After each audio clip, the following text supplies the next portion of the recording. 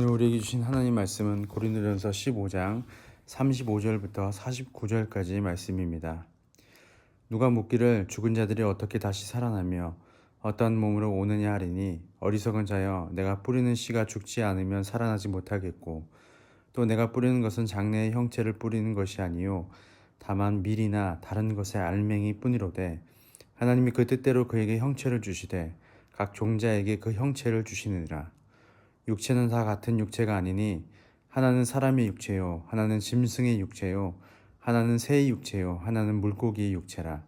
하늘에 속한 형체도 있고 땅에 속한 형체도 있으나 하늘에 속한 것의 영광이 따로 있고 땅에 속한 것의 영광이 따로 있으니 해의 영광이 다르고 달의 영광이 다르며 별의 영광도 다른데 별과 별의 영광이 다르도다.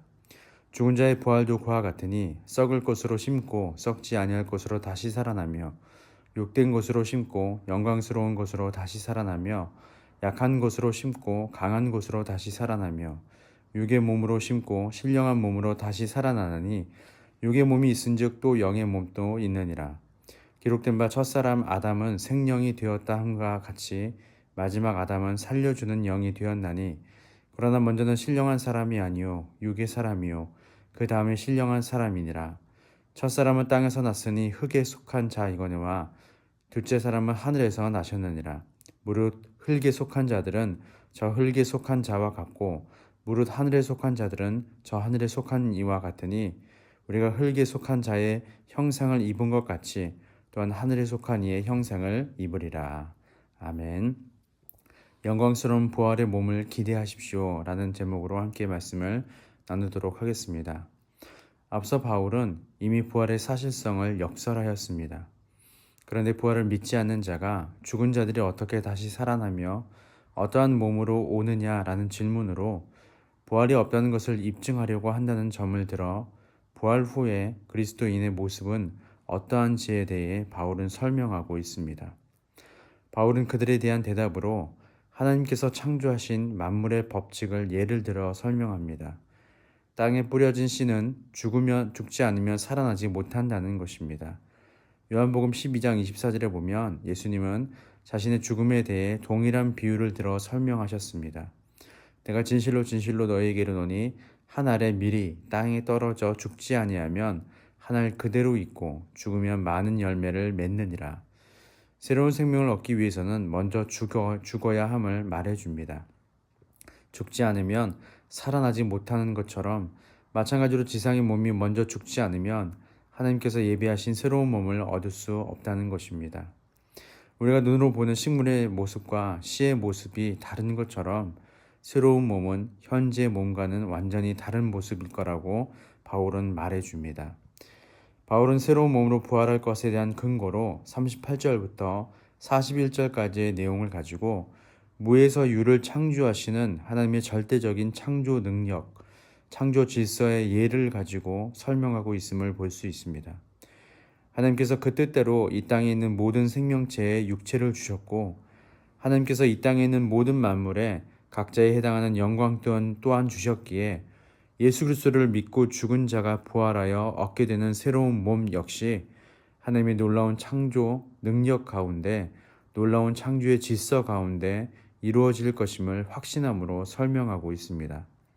그래서 42절에서 44절까지 이렇게 바울이 말하고 있는 것이죠. 죽은 자의 부활도 그와 같으니 썩을 것으로 심고 썩지 아니할 것으로 다시 살아나며 욕된 것으로 심고 영광스러운 것으로 다시 살아나며 약한 것으로 심고 강한 것으로 다시 살아나며 육의 몸으로 심고 신령한 몸으로 다시 살아나니 육의 몸이 있은즉 또 영의 몸도 있느니라. 하나님의 놀라운 창조 능력은 썩을 것과 욕된 것과 약한 것과 육의 몸으로 심고 썩지 아니할 것과 영광스러운 것과 강한 것과 신령한 몸으로 다시 살아나게 하실 것임을 바울은 설명합니다. 여기서 심고 라는 반복되는 단어는 앞서 바울이 예수님의 말씀을 인용하여 설명한 씨가 썩어야 생명이 돋아나는 하나님의 만물의 법칙의 예를 따라서 설명하고 있음을 볼 수 있습니다. 이 부분에 대해서 하나씩 살펴보면 육체에 썩을 것으로 심고 썩지 아니할 것으로 다시 살아난다는 말은 사망이 없는 몸으로 다시 살아난다는 의미입니다. 그리고 이 말을 풀어 설명하면 죄로 말미암아 사망이 없는 몸이 된다는 말이고, 그리스도인은 하나님의 창조의 능력으로 말미암아 죄가 없는 완벽한 몸으로 다시 살아난다는 의미도 내포되어 있습니다. 주님이 다시 오시는 그날에는 모든 육체가 부활하되 더 이상 사망이 없는 완벽한 육체로 부활할 것입니다. 욕된 것으로 심고 영광스러운 것으로 다시 살아남과 약한 것으로 심고 강한 것으로 다시 살아난다는 말도 같은 맥락으로 볼 수 있습니다. 다시 살아난 몸은 육체의 연약함을 간직한 채 살아나는 몸이 아니라 신령한 몸, 거룩한 몸으로 다시 살아나는 몸일 것이라고 바울은 설명합니다. 여기서 신령한 몸이란 물질적인 몸이 아닌 그냥 영적인 몸만 의미하는 것이 아닙니다. 바울은 영지주의적인 관점에 대해 오해가 있을까봐 육의 몸이 있은즉 또 영의 몸도 있다라고 부연 설명하고 있습니다. 신령한 몸이란 새로운 영적 생활에 걸맞는 몸, 즉 육체를 가리킨다는 것입니다.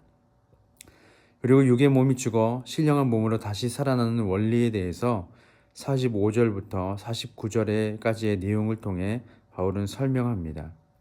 창세기 2장 7절에서 첫사람 아담에 대해 언급하면서 그가 생명이 되었다고 말합니다.